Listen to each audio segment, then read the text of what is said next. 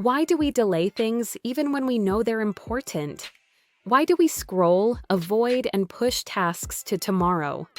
Today, we explore the psychology behind procrastination and how your brain tricks you. Procrastination is not laziness. It's a conflict between two parts of your brain.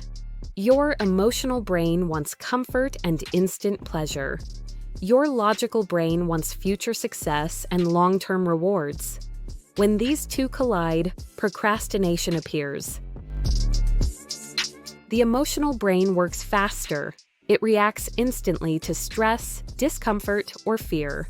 That's why starting a difficult task feels painful.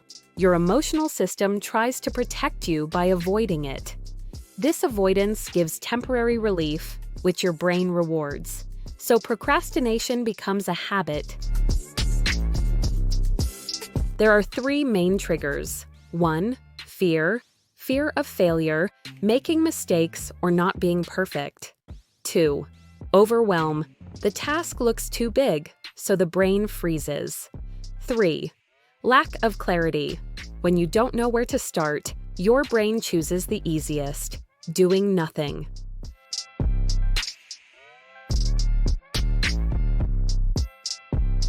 To defeat procrastination, you must trick your emotional brain back. First, make tasks smaller. Tiny steps feel safe. Second, remove distractions so your brain has nothing to escape to. Third, use the 5-minute rule.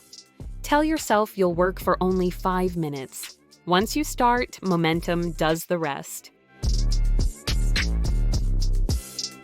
Understanding how your mind works is the first step toward mastering your life. If you want to build stronger discipline and a sharper business mindset, like the video, subscribe to the channel, and stay tuned for more. Mind to market. Think with us, turn your ideas into power.